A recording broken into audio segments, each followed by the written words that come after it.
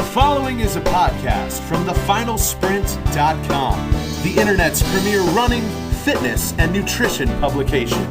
Start here, finish strong. Here we're going to be going on to New York City this fall for the men's trials on November 3rd, and then we're going to culminate with everything back here again in Boston as we select our women's team that's going to represent us in Beijing. Just want to say, having the BAA in New York host the 2008 Olympic Marathon Trials, it gives USA Track and Field and the USOC an opportunity to continue to expand and establish a working relationship that allows us to create a higher level of visibility for our sport and the athletes that we have here with us today. I'm going to let Bill expand on that here in a few minutes, and also want to say that we're glad to have Guillermo Rojas from the USOC joining us here today, and it's good to have him on board. He was supposed to run, but had a little bike wreck there in Colorado Springs, and so he's on the sidelines with us. I want to cover a few basics real quick on the championships for Monday. The elite women are going to be starting at 9:35, and once again, we're happy to have the partner that we have with the BAA, because they're offering up $70,000 in prize money to the top 10 U.S. women, and first place is going to be taking home a check for $25,000. And another highlight of the championship race is we're going to be using this to finalize our team for the Osaka World Championships Marathon in August. We'll be taking 2 athletes from this race, along with 2 athletes from the championships last fall at Twin Cities, and we'll be naming that team here at the end of the month. I want to start off a couple of questions real quick for our friends up on stage here. Start off with Bill Rowe. Bill, if you could tell us a little bit about the significance of having the championships take place here in Boston and what it means as we look towards the Olympic trials next year. Thanks, Jim.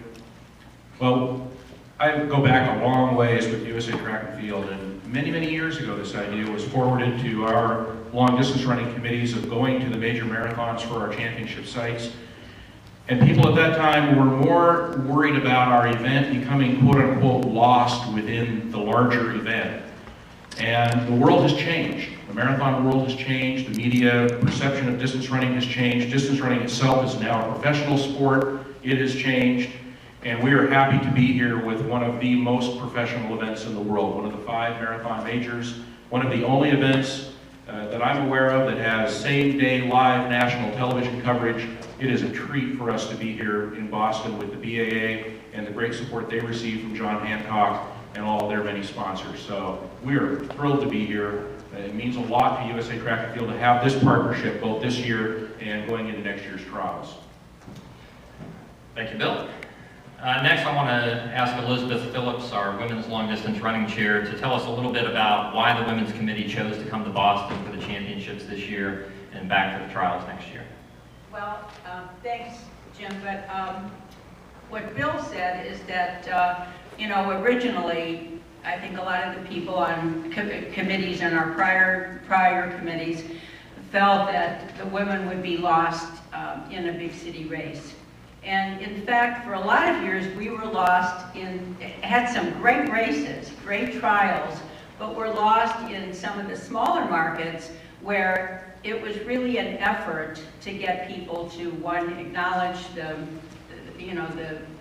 fact that it was such an important event, taking our women to the Olympics.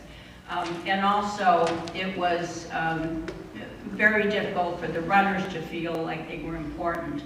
A few years ago, I've been coming to Boston on and off for a long time, but a few years ago I was here when we started to talk about the trials. And the day before, walking in Boston each Saturday and Sunday, there are so many runners there.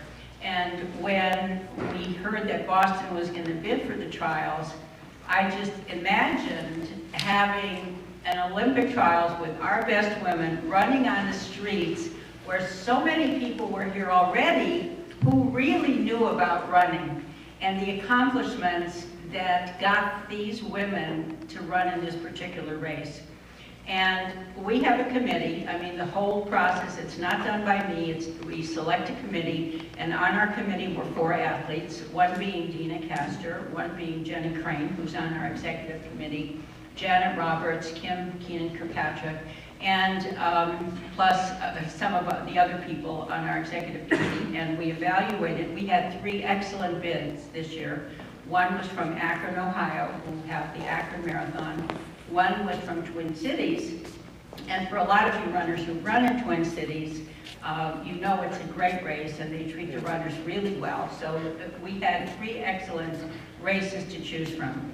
But and all of the runners knew Boston, and it really was a unanimous decision for everybody to want to come to Boston next year for the trials. And this year, it's not really a sampling of the marathon course, but it's sampling of the running community and the excitement that's going to be in this city for the entire weekend, to give our women the opportunity to run in their championship here and also get a feeling about what it's going to be like next year on the day before the marathon. So we're thankful for the people from Boston, the BAA, for submitting the bid.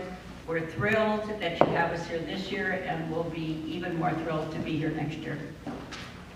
Thank you. And next, talking about the BAA and their commitment to bringing the trials here, Frank Porter from the Board of Governors was a tremendous driving force in getting that done. We had a lot of long conversations with Frank that I think have worked out really well for the sport, for the athletes. So Frank, can you tell us a little bit about Boston's focus for the next 12 months? Yes, certainly, Jim. And you're kind to refer to me as a driving force and not a pain in the neck.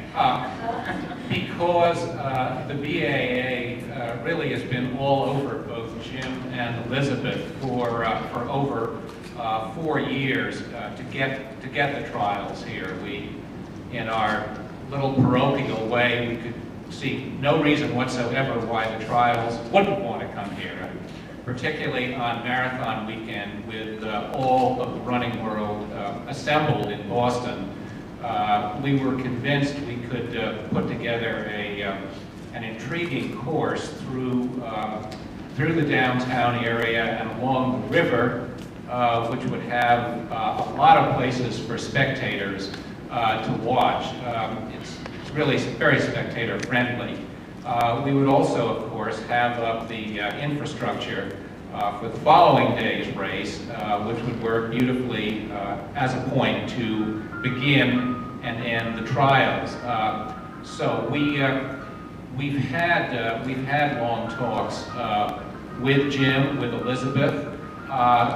Although it's certainly not a formal partnership, we've had an excellent relationship with Mary Wittenberg and the New York Roadrunners as we've tried to sort of harmonize these 2 events, line up sponsors, and make sure that no one would ever want to hold the trials anywhere else.